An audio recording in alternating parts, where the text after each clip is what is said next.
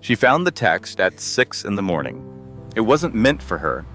It was meant for the other woman, the one her husband had been sleeping with for 2 years while Sarah cooked his dinners, raised his children, and believed every lie that came out of his mouth.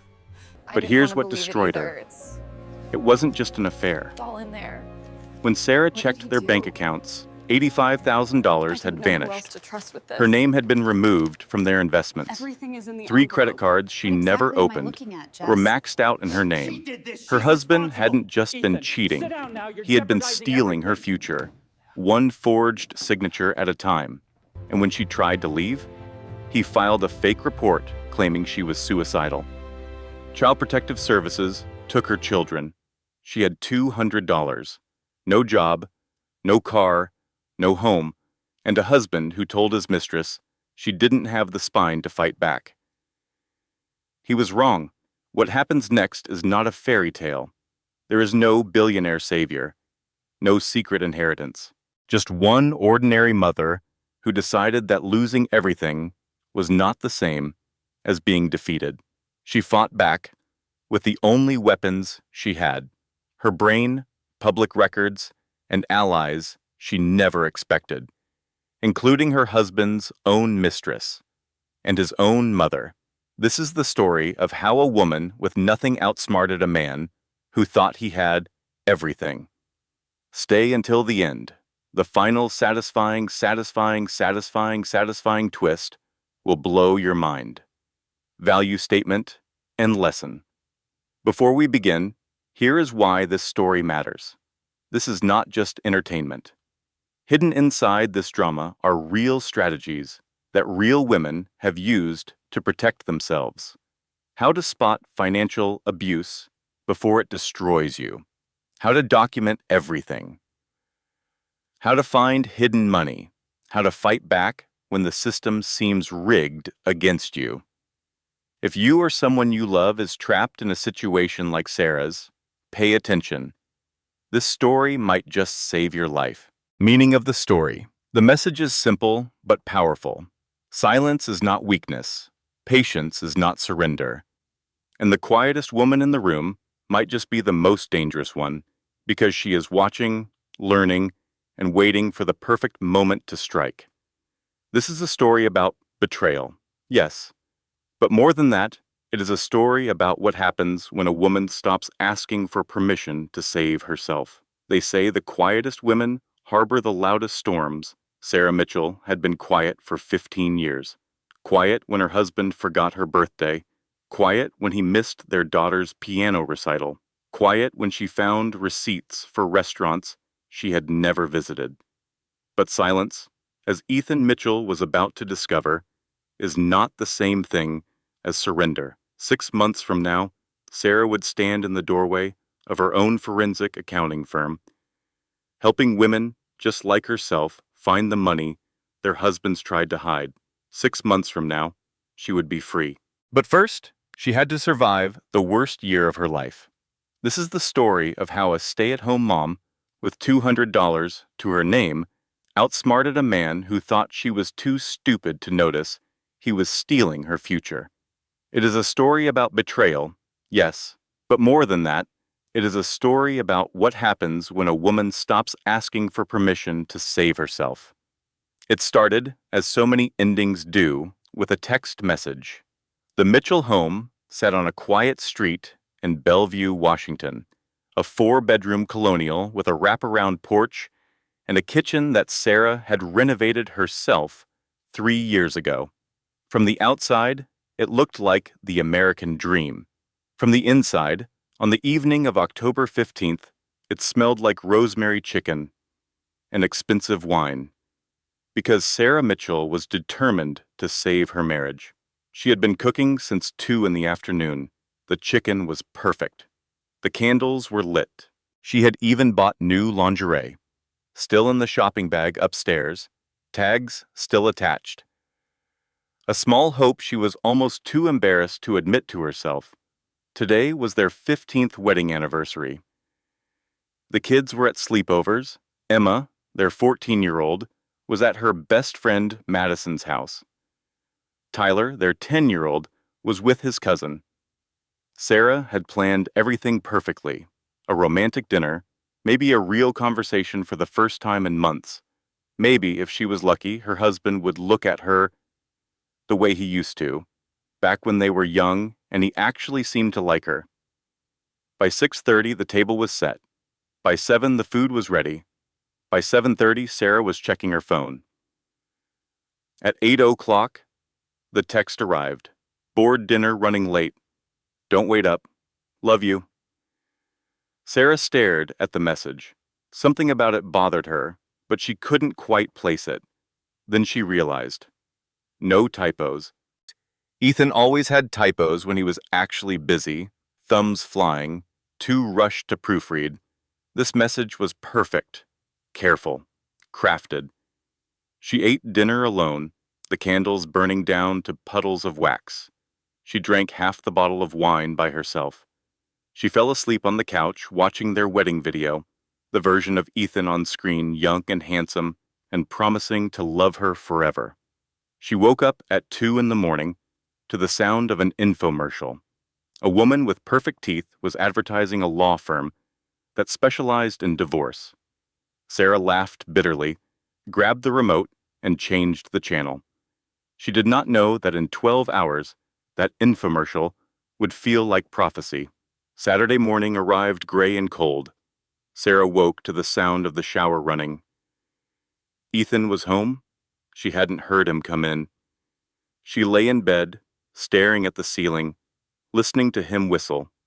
He was whistling. He had missed their anniversary, and he was whistling like a man without a care in the world. His phone buzzed on the nightstand.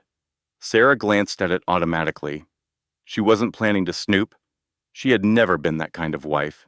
But the screen lit up with a preview of the message, and the words burned themselves into her brain before she could look away. The contact name said Dave Golf. The message said, "Last night was amazing. I can still taste you."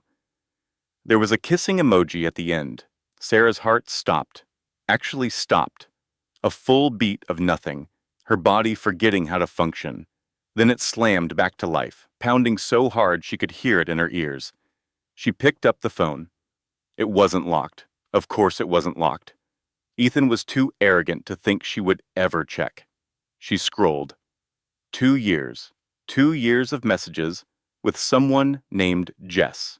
Photos of them at restaurants Sarah recognized, places Ethan had taken her once, back when he still tried. Photos of Jess wearing jewelry Sarah had never seen. Apartment listings they had viewed together. Her husband and his mistress shopping for their future, while Sarah meal prepped and drove the kids to soccer practice. And then she found the message that broke her. It was from 3 weeks ago.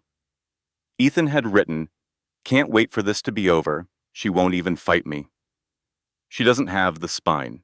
Sarah read it 3 times. She won't even fight me. She doesn't have the spine. The bathroom door opened. Steam billowed out. Ethan emerged in a towel, his hair wet, his smile easy. "Hey, babe," he said cheerfully. "Sorry about last night. Want to do brunch?" Sarah looked at him. She looked at this man she had given 15 years to. This man she had quit her accounting career for. This man who had just called her spineless to his mistress. "Sure," she said. Her voice was flat, but he didn't notice.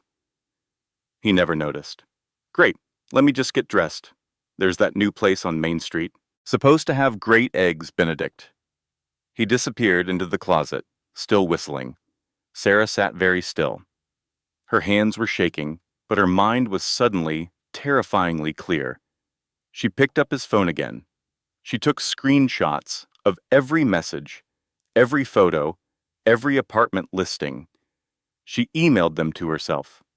Then she deleted the sent email from his phone, cleared the notification, and placed the phone exactly where it had been.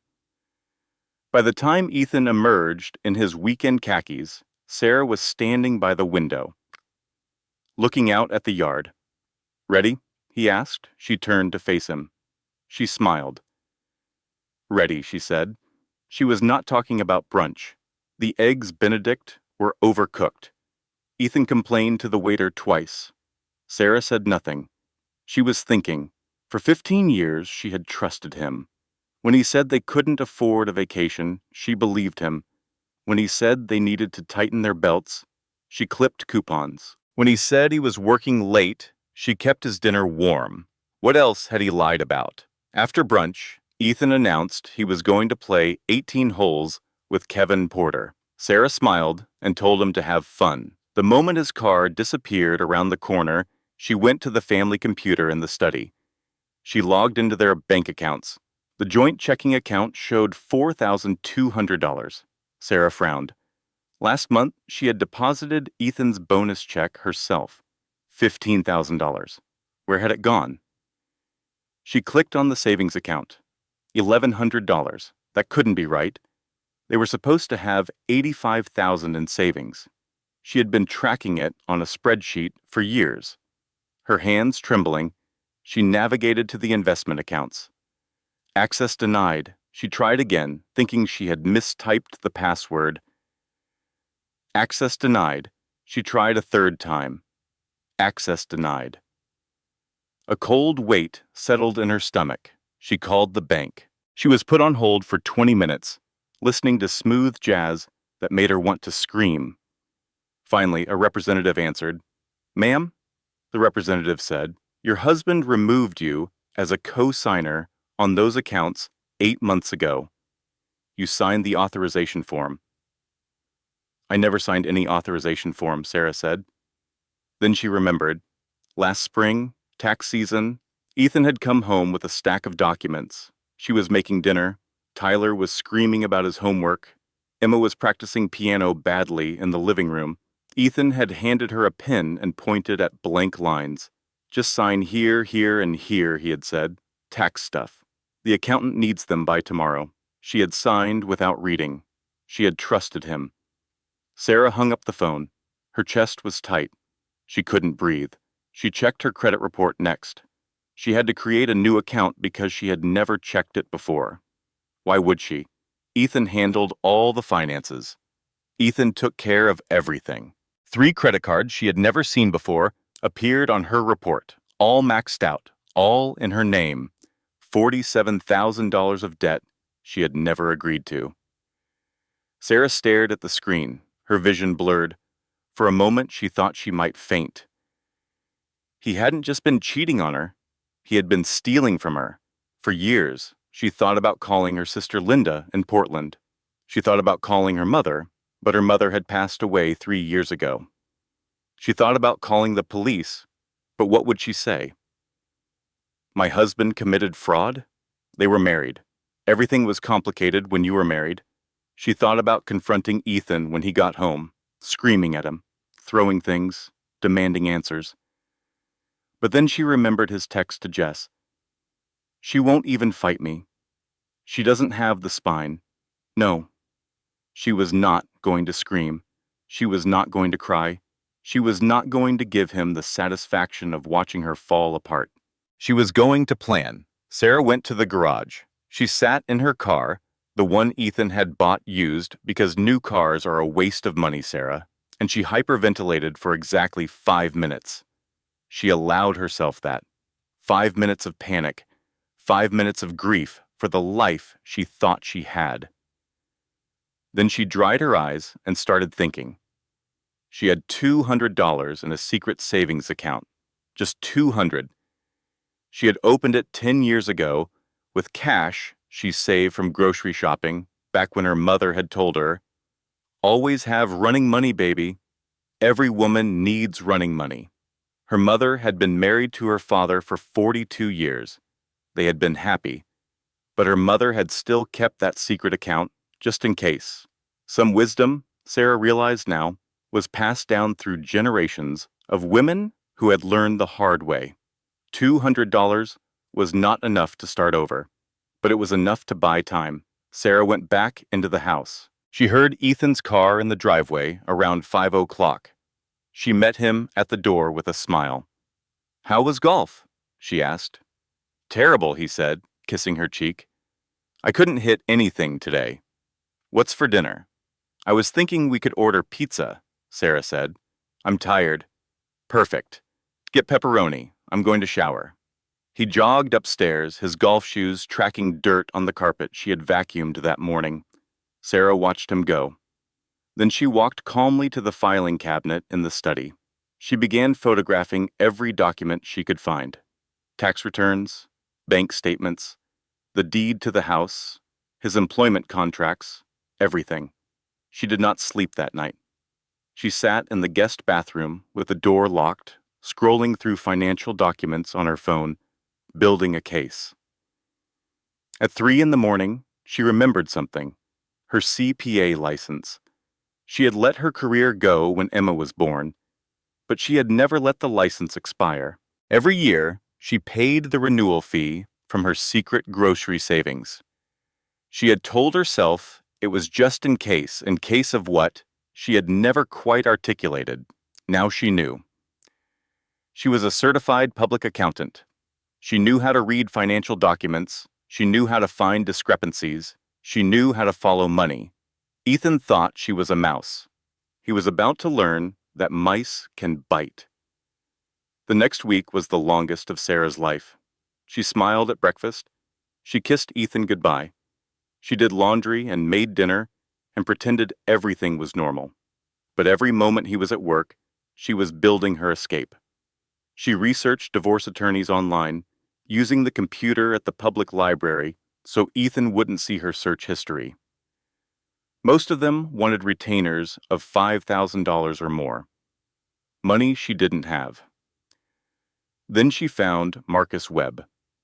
Marcus worked for the county legal aid program. He took cases for people who couldn't afford regular attorneys. His reviews were mixed. Some people said he was brilliant. Others said he was a mess, but he was free, and free was the only price Sarah could pay. She called from a payphone outside the library. She hadn't known payphones still existed until she went looking for one. A gruff voice answered. Marcus Webb speaking. Mr. Webb, my name is Sarah Mitchell. I need to file for divorce. And I have no money, and I think my husband has been hiding assets and committing fraud, and I have 2 children, and I don't know what to do. There was a long pause. How soon can you come to my office? Marcus asked. She met him that afternoon. Marcus Webb was 50 years old, with gray hair that needed cutting and a suit that needed pressing. His office smelled like coffee and old paper, but his eyes were sharp. And when Sarah showed him the screenshots and the documents she had gathered, he whistled low. Mrs. Mitchell, he said, your husband is not very smart. He left a trail a mile wide. What do I do? Marcus leaned back in his chair. You leave. You file immediately. You request emergency spousal support, and you do it all before he knows what hit him. But the kids, if I take the kids without telling him, isn't that kidnapping? Marcus shook his head. You're their mother. You're taking them to stay with family. That's not kidnapping. That's a custody dispute, and we'll file our paperwork before he can file his. He tapped the stack of documents she had brought. He's been planning this for at least 3 years. Look at the dates on these account changes. He's been preparing to leave you with nothing. You need to move first. Sarah felt sick. 3 years. Ethan had been planning this for 3 years while she packed his lunches and ironed his shirts. One more thing, Marcus said. Your wedding ring. Is it valuable? About $5,000, Sarah said. He bought it to shut me up after our first big fight. Marcus nodded. Leave it. Leave it on the dresser next to the divorce papers. It sends a message. You're not desperate. You're not begging. You're walking away with your head held high. That matters in court. Judges notice dignity.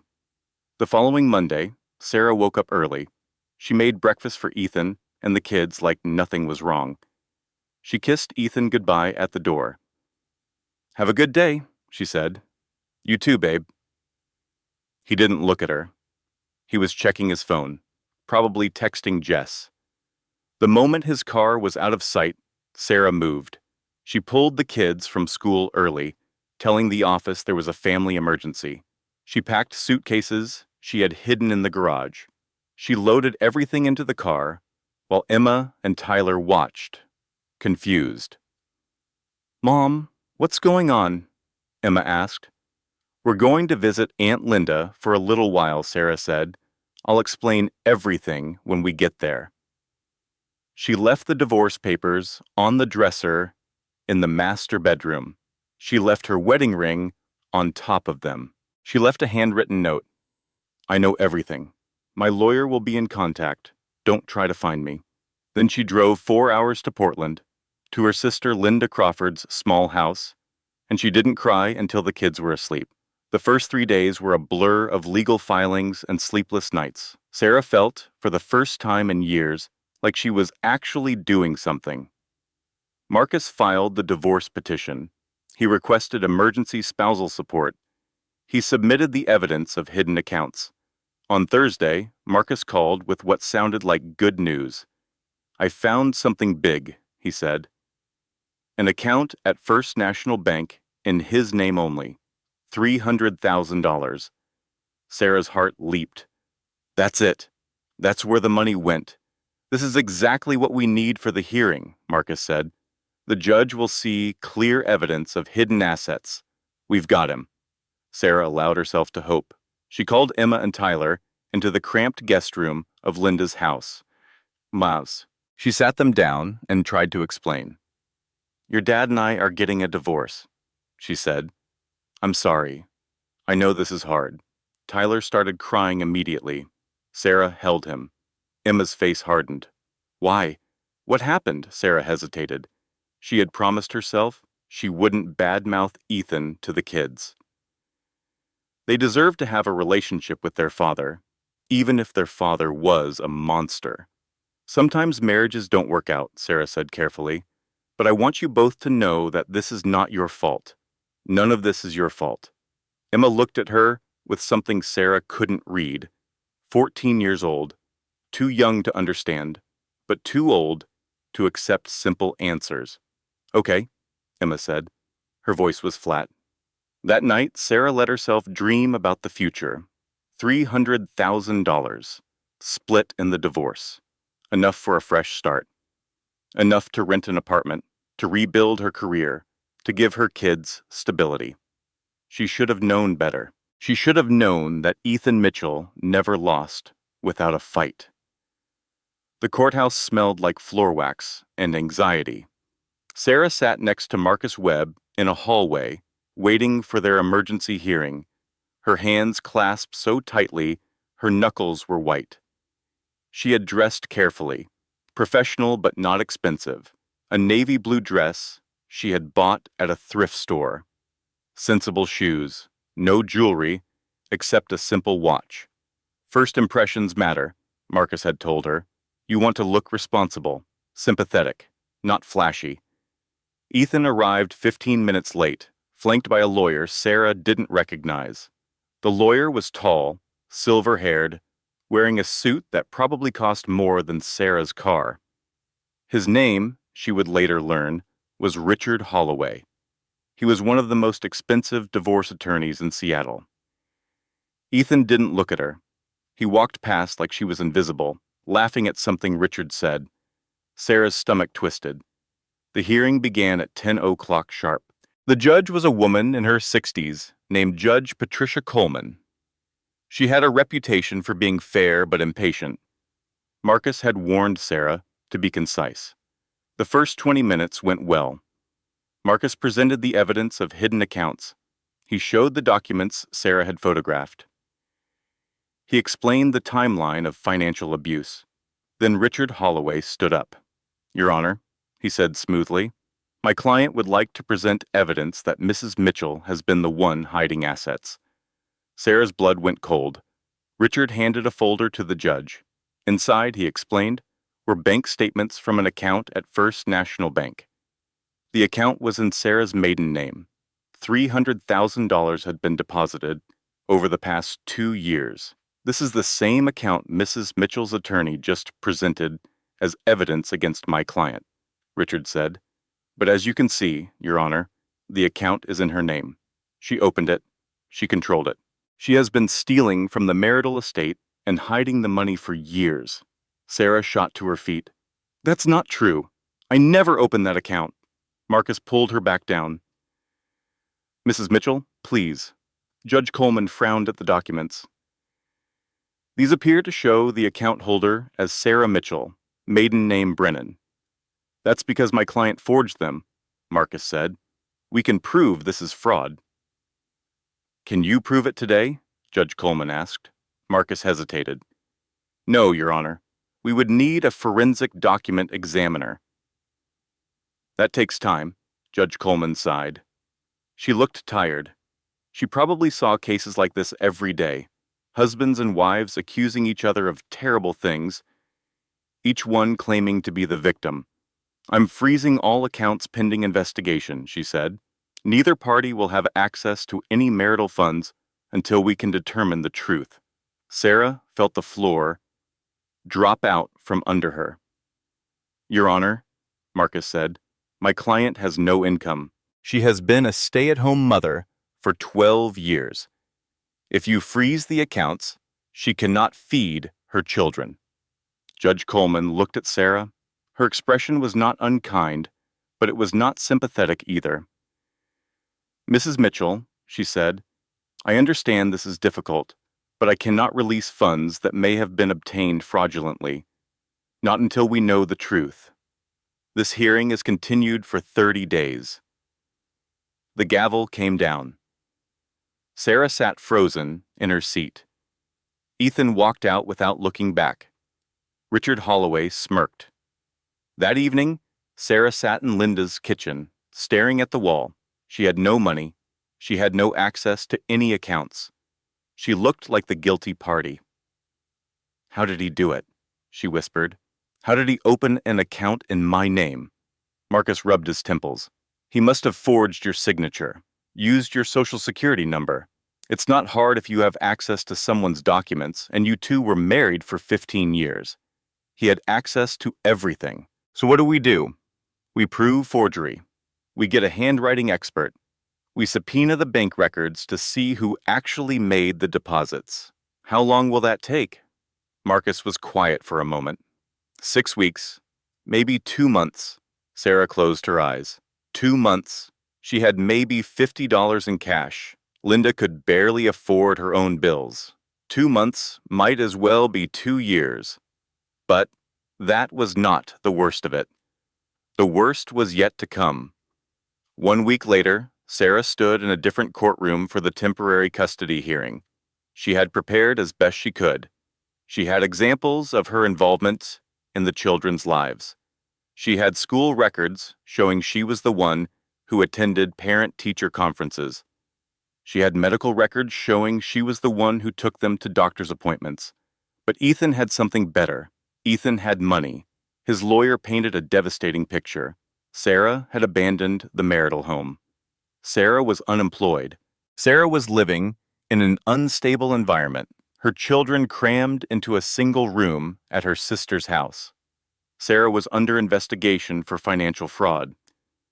Ethan, by contrast, had the stable family home. Ethan had a good income. Ethan had roots in the community. The judge, a different one this time, a man named Judge Warren Foster, listened to both sides. Then he delivered his ruling. Temporary primary custody is awarded to the father. Sarah couldn't breathe. The mother will have visitation every other weekend until she can demonstrate stable housing and employment. Sarah heard Linda gasp behind her.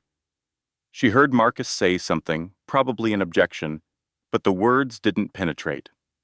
All she could hear was the rushing of blood in her ears. Every other weekend.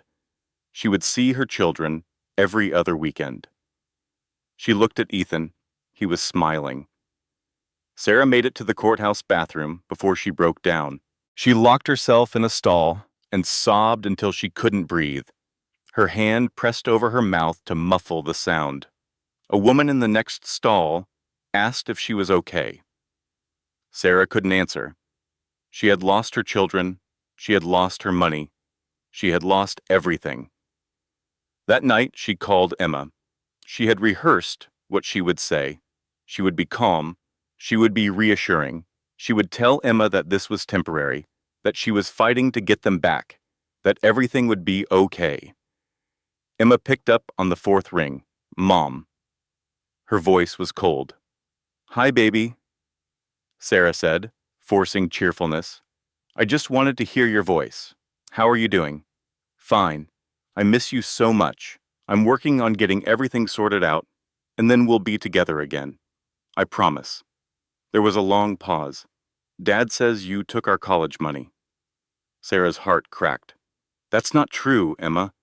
Your father is the one who hid the money. I'm trying to prove it. Dad says you're lying. Dad says you're trying to ruin our family." Emma's voice rose. "Why did you leave, Mom? Why didn't you just talk to him? Why did you have to make everything so hard?" "Emma, listen to me. Your father was having an affair. He's been having an affair for 2 years. I found out, and I had to leave. I had to protect myself." Silence. "I don't believe you," Emma said quietly. "Dad wouldn't do that. You're just saying that to make me hate him. I'm not trying to make you hate anyone. I just want you to know the truth. I want to stay with Dad." Emma's voice broke slightly, and for a moment Sarah heard the scared little girl underneath the teenage anger. "I want to stay here. I don't want to move. I don't want everything to change." Sarah closed her eyes. Tears streamed down her face. "Okay," she whispered. "Okay, baby. We'll figure it out." "I have to go," Emma said. "Bye, Mom." The line went dead. Sarah sat in Linda's guest room for a long time. She thought about the bottle of wine in the kitchen. She thought about how easy it would be to just stop fighting, to let Ethan win, to accept that she had lost. She looked at her phone. She could call him. She could apologize. She could go back and pretend nothing had happened. At least then, she would see her children every day.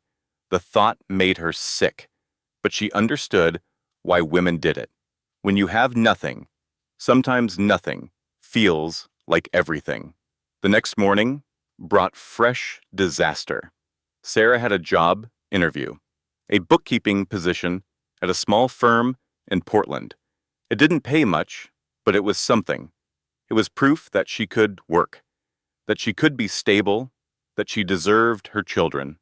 She walked outside to drive to the interview. Her car was gone. For a moment, she just stood there, staring at the empty spot in Linda's driveway where her car should have been. Then she saw the paper on the ground, wet from the morning dew. It was a repossession notice. The car had been in Ethan's name. He had reported it stolen. The repo company had come in the middle of the night. Sarah picked up the paper. Her hands were shaking. She had no car. She had no money for a taxi. She had no way to get to the interview. She called the firm and begged to reschedule. The manager sounded annoyed. "We really needed someone to start immediately. I'll let you know." They never called back. Sarah sat on Linda's porch steps. The wood was cold and damp. She didn't care. She stared at the empty driveway and tried to remember a time when she had felt more hopeless. Linda found her there an hour later. "Oh, honey," Linda said, sitting down beside her. "What happened?" Sarah told her. "The car, the interview, everything."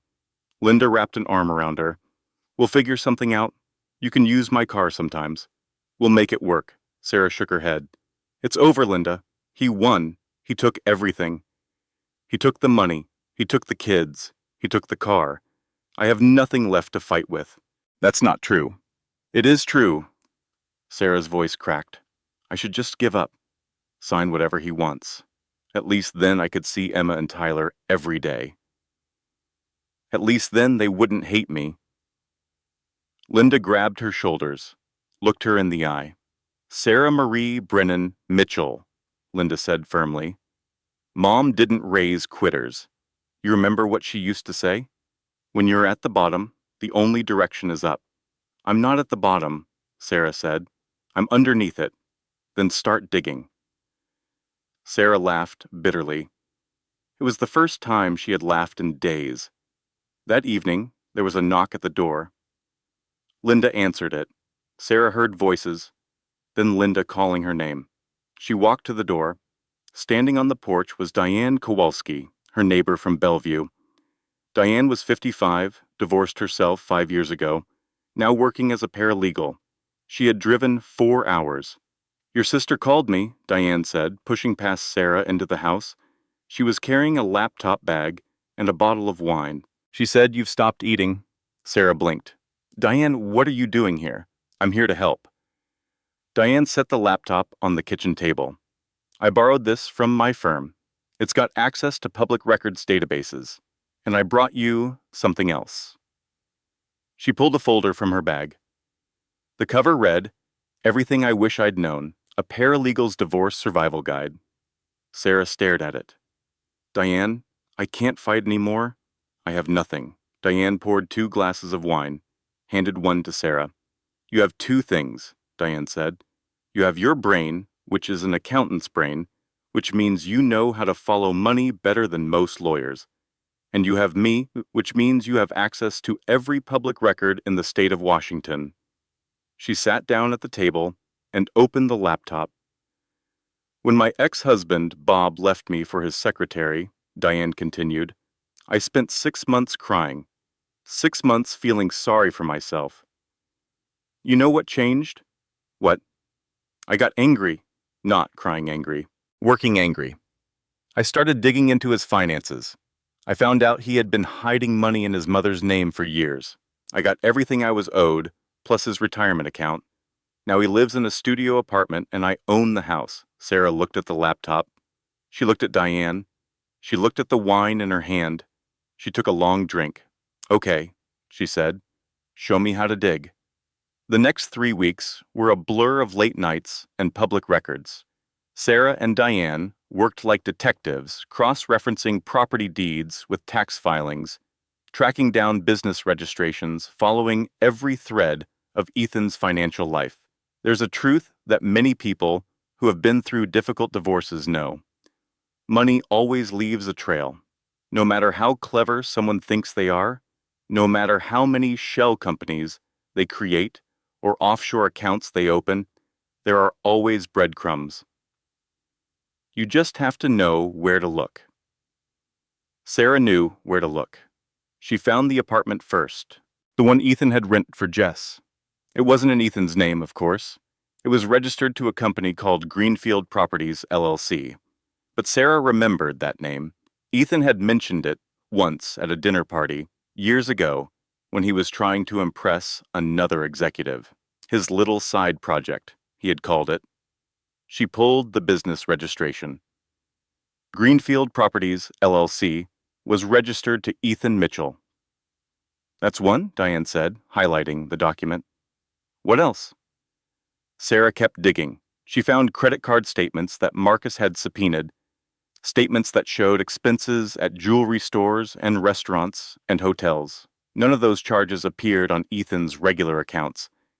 He had a whole separate financial life that she had never known about.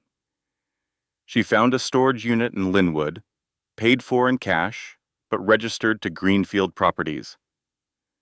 She didn't know what was in it, but she noted it down for Marcus, and she found something else. Something that made her blood run cold. Life insurance. Ethan had taken out a $2 million life insurance policy on Sarah 3 years ago. She was the insured. He was the beneficiary. Diane looked at the policy document for a long time. "This doesn't prove anything," Diane said slowly. "People take out life insurance on their spouses all the time." 3 years ago, Sarah said. "The same time he started hiding money. The same time he started planning to leave me." The implication hung in the air, unspoken. "Let's just focus on the financial stuff for now," Diane said. "One fight at a time." While Sarah investigated, she also rebuilt. She found a job at a tax preparation office in Portland. It was seasonal work, minimum wage plus commission, but it was income. It was proof of employment. She found a room to rent in a house owned by an elderly woman named Mrs. Patterson. The room was small and the bathroom was shared, but it was clean and it was stable housing. She called Emma every day. Most days, Emma didn't answer. When she did, the conversations were short and painful, but Sarah kept calling. Marcus filed updated paperwork with the court. He presented evidence of Sarah's employment. He presented her lease agreement. He argued that she had demonstrated stability and deserved her children back. The second custody hearing was scheduled for a Tuesday morning in November. This time, Sarah was ready. She wore the same navy dress, but she carried herself differently. Her spine was straighter. Her voice was steadier. She had stopped asking the universe for mercy. She was demanding justice. Marcus presented the evidence of Ethan's hidden assets: the apartment, the shell company, the suspicious life insurance policy. He presented Sarah's employment records and her housing arrangement. Ethan's lawyer objected to everything: hearsay, speculation, irrelevant. Judge Coleman, the same judge from the first hearing, overruled most of the objections. She seemed more engaged this time, more interested. After 2 hours of testimony, she delivered her ruling. I am reversing the temporary custody arrangement. Primary custody is returned to the mother. The father will have visitation every other weekend. Sarah's knees went weak with relief. Additionally, Judge Coleman continued, I am ordering temporary spousal support in the amount of $2,400 per month to be paid by Mr. Mitchell, pending final divorce proceedings. Sarah didn't cry. She didn't celebrate. She just nodded once at the judge. Thank you, Your Honor. Ethan's face was red with fury. He leaned over to whisper something to Richard Holloway. Richard put a hand on his arm, restraining him. The gavel came down. Court adjourned. That afternoon, Sarah picked up Emma and Tyler from Ethan's house. Tyler ran into her arms immediately. He had grown an inch in the weeks she hadn't seen him. Mom, he said, his face buried in her shoulder. I missed you so much. I missed you too, baby. So much. Emma hung back. She looked uncertain, caught between anger and relief. Mom? Emma said finally, I'm sorry. Dad told me things. I didn't know. Sarah opened her arm. Emma hesitated, then walked into the embrace. It's okay, Sarah whispered. You were a kid stuck in the middle. None of this was your fault. For one beautiful week, Sarah let herself believe it was over. She had her children. She had income. She had support payments coming. She had stability. She should have known that Ethan Mitchell would never let her win. The knock came on a Thursday afternoon. Sarah was at Mrs. Patterson's house, helping Tyler with his homework, while Emma sulked over algebra in the corner. It felt almost normal, almost peaceful. Then the doorbell rang. Sarah opened the door to find a woman in a gray suit holding a clipboard. The woman's smile was professional, but her eyes were sharp. Ms. Sarah Mitchell? Yes? My name is Carol Henderson. I'm with Child Protective Services. We've received a report, and I need to ask you some questions. Sarah felt the blood drain from her face. A report? What kind of report? Carol Henderson consulted her clipboard. We received an anonymous tip that you have been making threatening statements regarding your children, specifically, that you stated you would rather die than lose custody. Sarah's mouth fell open. That's not true. I never said anything like that. The source claims to have heard you make this statement directly. Given the custody situation, we're required to investigate. Who made this report? I'm not at liberty to say. Carol's expression softened slightly. I understand this is upsetting, Mrs. Mitchell. These things usually turn out to be nothing. But in the meantime, I'm going to need to interview your children, and I'm going to recommend that they stay with their father while the investigation is ongoing. No. Sarah's voice came out as a whisper. No. Please. I just got them back. I would never hurt them. I would never hurt myself. That's a lie. Someone is lying. Carol nodded sympathetically. I believe you, Mrs. Mitchell, but I have to follow protocol. I don't have a choice. Emma and Tyler were removed from the house within the hour. Emma went quietly, her face pale and confused. Tyler screamed and cried and clung to Sarah's legs until Carol Henderson gently pried him away. Sarah stood in the doorway of Mrs. Patterson's house and watched the CPS car drive away with her children. She didn't cry. She didn't scream. She just stood there, hollow, empty, something inside her finally breaking. That night, she called Marcus Webb. It was Kevin Porter, Marcus said grimly, Ethan's golf buddy. He swore an affidavit that he heard you make the statement at a party last month. I wasn't at any party last month, I know. We'll prove it's a false report. But CPS investigations take time, Sarah. Weeks, maybe months. And while the investigation is ongoing, the kids stay with Ethan. Sarah was quiet for a long moment. He's going to keep doing this, she said finally.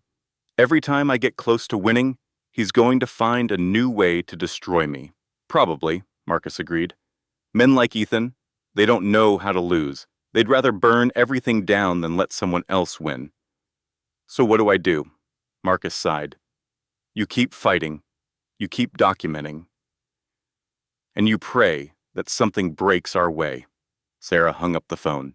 She sat in her small rented room in a house that belonged to a stranger wearing clothes from a thrift store, and she thought about giving up.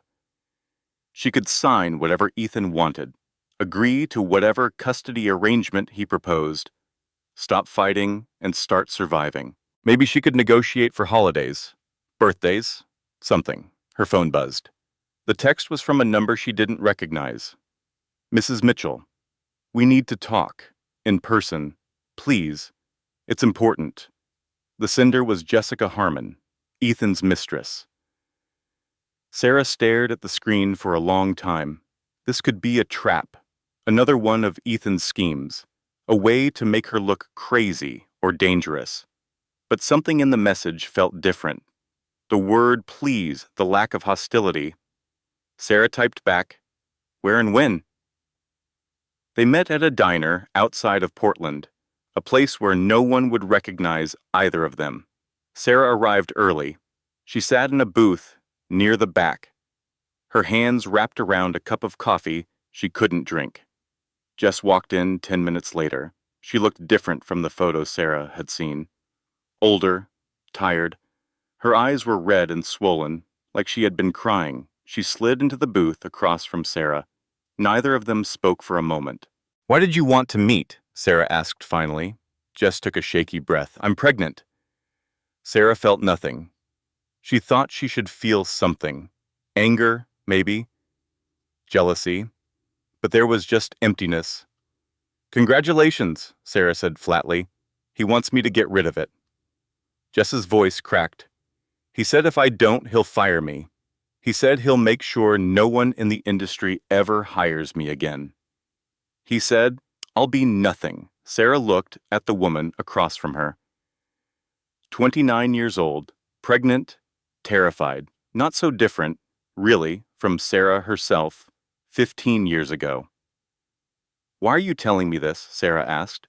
Jess reached into her purse and pulled out an envelope. Her hands were trembling, because I finally saw who he really is. He told me you were crazy. He told me you trapped him. He told me you were the villain, and I believed him because I wanted to believe him. I wanted to believe that what we had was real. She slid the envelope across the table. Then I found this. In his desk, at the office. He keeps notes, Mrs. Mitchell. He was so sure he was going to win, he kept notes on everything. Sarah opened the envelope.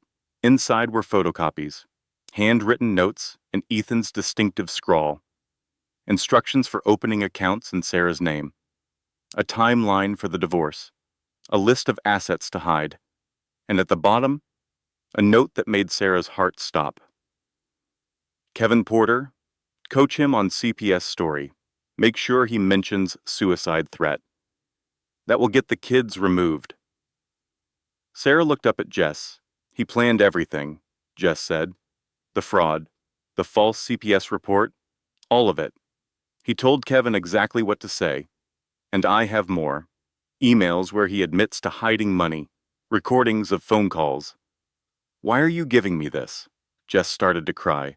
Because I don't want to be like him, and because you deserve to win. Sarah sat back in the booth. She looked at the notes. She looked at Jess, this woman she had hated for 2 years without ever meeting her. Thank you, Sarah said quietly. And Jess, keep the baby if you want to. Don't let him decide that for you. Jess wiped her eyes. I know. I'm going to move in with my sister. I'm getting out. Good. Sarah stood up, gathering the evidence. Get out while you can. Sarah drove back to Portland with the evidence on the seat beside her. Her mind was racing. This changed everything. She had proof now. Proof that Ethan had committed fraud. Proof that he had orchestrated the false CPS report. Proof that he was a liar and a schemer and a criminal. She called Marcus immediately. Sarah? It's 10 o'clock at night. I have evidence, Sarah said. Real evidence, notes in Ethan's handwriting planning the whole thing. We can prove the CPS report was false. We can prove the bank fraud. We can prove everything. Marcus was quiet for a moment. Where did you get this? Jess, his mistress. She's pregnant, and he threatened her, and she decided to turn on him. Another pause. Okay. Bring everything to my office tomorrow morning. First thing. Sarah hung up, feeling something she hadn't felt in months. Hope. The next few days were a flurry of activity. Marcus had a handwriting expert confirm that the notes were written by Ethan. He had a forensic accountant analyze the bank records and confirm that the deposits into the fraudulent account had originated from Ethan's business accounts, not Sarah's. He contacted the CPS investigator and presented the evidence that Kevin Porter had been coached to lie. This is enough to bring criminal charges, Marcus told Sarah. Filing a false CPS report is a felony in Washington. So is bank fraud. Sarah shook her head. I don't want him in jail. I just want my kids and what's owed to me. Marcus raised an eyebrow. You're more forgiving than I would be. I'm not forgiving anything, Sarah said. I'm just tired. I want this to be over. The final divorce hearing was scheduled for December 18th. Sarah tried to prepare herself for another battle. Another round of Ethan's lawyers objecting to everything. Another attempt to paint her as the villain. Then, 3 days before the hearing, she received an unexpected visitor. Ruth Mitchell stood on Mrs. Patterson's porch, Ethan's mother. A woman Sarah had not spoken to in years, not since Ruth had made it clear at a family dinner that she thought Sarah was not good enough for her son. Ruth was 72 years old. She had silver hair and sharp eyes and the kind of posture that suggested she had never slouched a day in her life. Sarah considered closing the door in her face. Please, Ruth said. I need to talk to you. It's important. Sarah studied her. Ruth looked different somehow. Smaller, less formidable. Against her better judgment, Sarah stepped aside. They sat in Mrs. Patterson's living room. Ruth perched on the edge of the couch, her hands folded in her lap. I know what my son is, Ruth said quietly. I've always known. Sarah waited. His father was the same way. Charming in public, cruel in private. I stayed quiet for 40 years because that's what women of my generation did. We didn't complain. We didn't leave. We endured. She looked down at her hands. I should have warned you before you married him. I should have told you to run. But I wanted grandchildren, and I wanted him to be happy. And I told myself he would be different with you. That you would fix him. You can't fix people like Ethan, Sarah said. No. Ruth's voice was bitter. You can't. She reached into her purse and pulled out a small box. Inside were USB drives and a stack of papers. When you left, Ruth continued, Ethan called me. He was furious. He told me everything, the affair, the money, the plan to leave you with nothing. He was bragging. He thought I would be proud of him. Sarah felt sick. I wasn't proud. For the first time in my life, I was ashamed of him. So I started recording our phone calls. Ruth pushed the box toward Sarah. When Kevin Porter called to coordinate his CPS story, I recorded that too. When Ethan bragged about framing you for the bank fraud, I recorded it. Everything is here. Sarah stared at the box. Why are you giving me this? Ruth met her eyes. Because I spent 40 years protecting my husband, and then I spent 30 years protecting my son, and all I did was enable monsters. I'm done. I should have stopped this years ago. I won't stay quiet anymore. Sarah picked up the box. The weight of it felt significant, like it contained more than just recordings. It contained an ending. Thank you, Sarah said. Ruth stood. Her eyes were wet, but she held herself together. One more thing, Ruth said. When you win, and you will win now, don't keep my grandchildren from me. Please. I know I don't deserve it, but they're all the good I have left. Sarah thought about it. She thought about Emma and Tyler. She thought about revenge and forgiveness and the complicated mess of family. You helped me, she said finally. You didn't have to.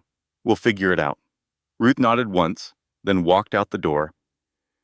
Sarah sat alone in the living room, holding a box full of her husband's confessions, recorded by his own mother. Sometimes, she thought, justice comes from the strangest places. December 18th arrived cold and gray.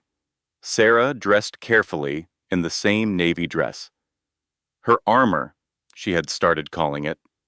She looked at herself in the mirror. She looked tired. She looked older. She looked like a woman who had been through a war. Marcus met her outside the courthouse. He was carrying a thick folder of evidence. The handwriting analysis, the bank records, Jess's testimony, Ruth's recordings. Are you ready? He asked. Sarah nodded. Let's finish this. The courtroom was smaller than she remembered. Judge Coleman sat at the bench, looking as impatient as ever. The court reporter clicked away at her machine. A few spectators sat in the gallery, probably law students or other lawyers waiting for their cases. Ethan sat at the defendant's table with Richard Holloway. He was wearing a new suit. His golf tan was still intact. He looked like a man who had never suffered a day in his life. Sarah took her seat next to Marcus. She did not look at Ethan. The hearing began with the usual formalities. Then Marcus stood. Your Honor, he said, I would like to present evidence that materially changes the nature of this case. Richard Holloway jumped up immediately. Objection, Your Honor. We have not been provided with any new evidence. This evidence was obtained within the last 2 weeks, Marcus said. We provided copies to opposing counsel as soon as we received it, per the rules of discovery. Judge Coleman frowned. I'll allow it. Proceed, Mr. Webb. Marcus walked to the center of the courtroom. Your Honor, my client has been accused of hiding marital assets. She has been accused of being mentally unstable. Her children have been removed from her custody based on a CPS report claiming she made suicidal threats. All of these accusations are false. He handed a stack of documents to the bailiff, who passed them to the judge. First, a forensic analysis of the bank account allegedly opened by Mrs. Mitchell. As you can see, the deposits into this account originated from Mr. Mitchell's business accounts. The signature on the account opening documents does not match Mrs. Mitchell's handwriting. It matches Mr. Mitchell's. Judge Coleman studied the documents. Her frown deepened. Second, we have handwritten notes in Mr. Mitchell's own hand detailing his plan to commit bank fraud, hide assets, and manufacture false evidence against his wife. These notes include specific instructions for Kevin Porter regarding the false CPS report. Marcus played a recording. Ethan's voice filled the courtroom, clear and damning. Just tell them she said she'd rather die than lose the kids. That's all you have to say. They'll investigate, the kids get pulled, and I get them until her lawyer can prove it's false. Should take months at least. Sarah looked at Ethan. For the first time, his composure cracked. His face was pale. Finally, Marcus said, we have recordings provided by Mr. Mitchell's own mother, Ruth Mitchell, who has provided a sworn affidavit that she recorded these conversations without her son's knowledge because she was, in her words, ashamed of what he had become. Marcus played another recording. Ethan again, bragging about how he had framed Sarah, how she was too stupid to fight back, how he would take everything and leave her with nothing. The courtroom was silent when the recording ended. Judge Coleman looked at Ethan for a long moment. Then she looked at Richard Holloway. Mr. Holloway, she said, does your client have anything to say? Richard whispered urgently with Ethan. Ethan's face was red. He looked like he wanted to explode. Your Honor, Richard said carefully, we would like to request a recess to review this evidence. Denied, Judge Coleman said flatly. I've heard enough.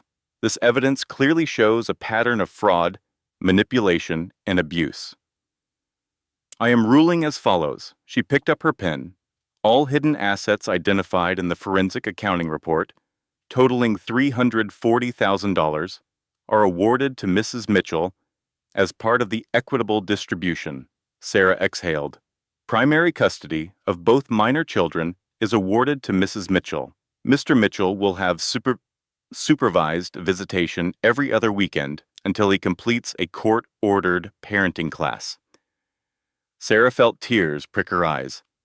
Spousal support is set at $4,500 per month for a period of 5 years. Child support is set at $2,200 per month until both children reach the age of 18. Marcus put a hand on Sarah's shoulder. She was shaking. Additionally, Judge Coleman continued, I am referring this case to the District Attorney's Office for possible criminal charges related to filing false CPS reports and bank fraud. Mr. Mitchell, you should retain criminal defense counsel. Finally, Mr. Mitchell will pay all of Mrs. Mitchell's legal fees, including the cost of the forensic accounting analysis and handwriting expert. She set down her pen. Mr. Mitchell, I have been a judge for 23 years. I have seen contentious divorces. I have seen people lie, but I have rarely seen such a calculated, deliberate campaign to destroy another person. Your conduct has been reprehensible. Ethan shot to his feet. This is a setup. She's the one who should be investigated. She turned my own mother against me. She's manipulating everyone. Judge Coleman's expression didn't change. Mr. Mitchell, one more outburst, and I will hold you in contempt. Sit down. Richard Holloway pulled Ethan back into his chair. Ethan was breathing hard, his face twisted with rage. This case is closed, Judge Coleman said. Court is adjourned. The gavel came down. The Mitchell house looked different now. The walls were painted a warm yellow instead of the cold gray Ethan had insisted on. The heavy curtains were replaced with sheer ones that let in the light. Photos covered the mantel, but they were different photos now. Sarah and Emma at Emma's piano recital. Tyler holding his first place ribbon from the science fair. The three of them on the beach at Lincoln City, windswept and laughing. There were no photos of Ethan. Sarah stood in the kitchen on a Saturday morning, making pancakes. It had become a tradition. Saturday pancakes. Emma complained that she was too old for traditions, but she still showed up every week, still ate 3 pancakes with too much syrup, still argued with Tyler about who got the last chocolate chip one. Mom, Tyler called from the living room. Diane's here. Sarah smiled. Let her in. Diane Kowalski walked into the kitchen like she owned the place. She basically did, at this point. She had moved into the house the next door 2 months ago. I couldn't let you have all the fun, she had said when Sarah asked why. The truth was more complicated. Diane's own divorce had left her isolated. Helping Purim had given her purpose, and now they were something like family. Did you hear? Diane said, pouring herself a cup of coffee without asking. Ethan's company finally fired him. Something about conduct unbecoming. Sarah flipped a pancake. I heard. and Jess had her baby. A girl. She named her Hope. She's living with her sister in California now. Good for her, Sarah said. She meant it. She had forgiven Jess. Not immediately and not easily, but eventually. Jess had been manipulated by the same man who had manipulated Sarah. They were both survivors of Hurricane Ethan. Diane sat down at the kitchen table. So, big day, Sarah nodded. Big day, Emma wandered in, still in her pajamas. What's a big day? Your mother is opening her business today, Diane said. Show some excitement. Emma rolled her eyes, but she was smiling. That's cool, Mom. Good luck or whatever.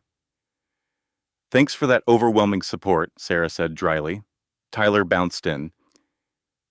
Can I come? Can I see the office? Can I have a pancake first? Yes, yes, and yes, Sarah said. Eat fast.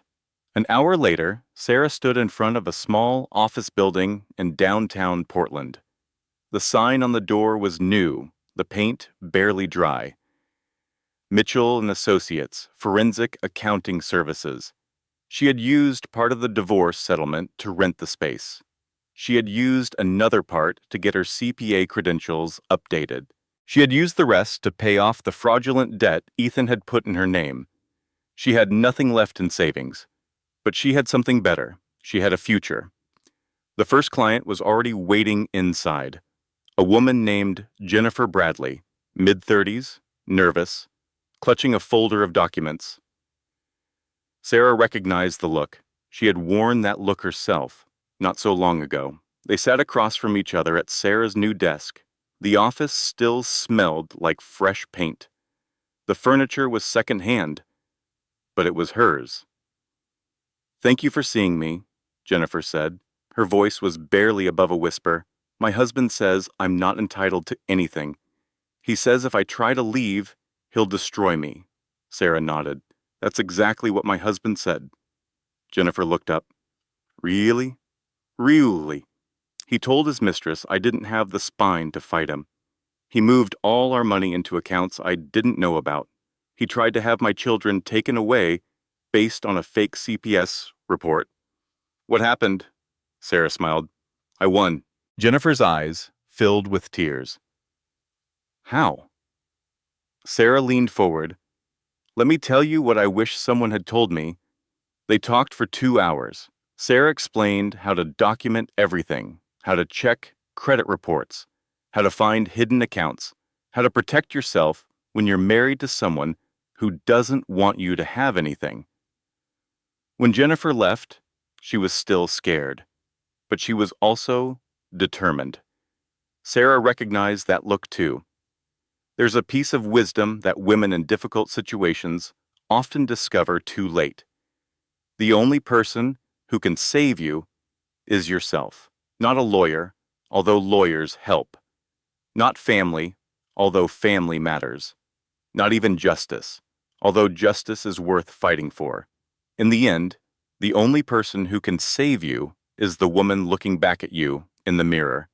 And she is stronger than anyone ever told her she could be. That evening, Sarah sat in her office after everyone had gone home. The sun was setting, painting the walls gold and orange. Her phone buzzed. A text from Emma. Mom, I got into AP Calculus. You were right, math isn't so bad. Sarah smiled. She typed back, That's my girl, proud of you. See you at dinner. She looked around her office. At the desk she had bought with money she had earned. At the diplomas on the wall that represented years of work she had almost given up on. At the client files that represented women she could help. Women who didn't have to fight alone like she had. She thought about Ethan. He was living in a small apartment now, working a lower-level job at a company that didn't know his history. He had supervised visitation with the kids, but Emma refused to go most weekends. And Tyler was already old enough to have his own opinions about his father. She didn't feel satisfaction exactly. She didn't feel revenge. She just felt free. Her mother had told her once, back when Sarah was young and didn't understand, that the best revenge is a life well lived. Sarah hadn't believed her then. She believed her now. She turned off the lights in her office. She locked the door. She walked to her car, the car she had bought with her own money, and she drove home to her children. The house was bright when she pulled into the driveway. She could see Emma and Tyler through the window, arguing about something, probably whose turn it was to set the table. Diane was there too, no doubt offering unhelpful commentary. Sarah sat in her car for a moment, just looking at them, her family, smaller than it used to be, but whole in all the ways that mattered. She thought about the woman she had been a year ago, the woman who ate anniversary dinners alone, the woman who signed papers without reading them, the woman who believed she was spineless because her husband told her so. That woman was gone. In her place was someone new, someone who had been broken and had put herself back together, someone who had lost everything and had built something better from the wreckage. She got out of the car. She walked up the path to her front door. She went inside, into the warmth and the noise and the beautiful chaos of her imperfect, hard-won, absolutely magnificent life. She believed she could, so she did, and that made all the difference. Now, if you are ready for this emotional roller coaster, do me a small favor first. Hit that subscribe button and tap the notification bell. Stories like this take weeks to research and create, and your subscription tells us you want more. Drop a comment below. Have you ever known someone like Sarah? Have you ever been underestimated by someone who should have known better? I read every single comment, and your stories inspire future content. And if this video helps even one person recognize the warning signs of financial abuse, then please share it. You never know who needs to hear this today. Now settle in, get comfortable, maybe grab some tissues. This story is about to break your heart and then piece it back together stronger than before. Let's begin. Closing disclaimer. This content was carefully researched, crafted, and manually edited by our team to deliver meaningful entertainment with real-life lessons. Every story we create is designed not just to capture your attention, but to leave you with something valuable, wisdom you can carry with you long after the video ends. Thank you for being part of our community. Your time matters to us, and we never take it for granted.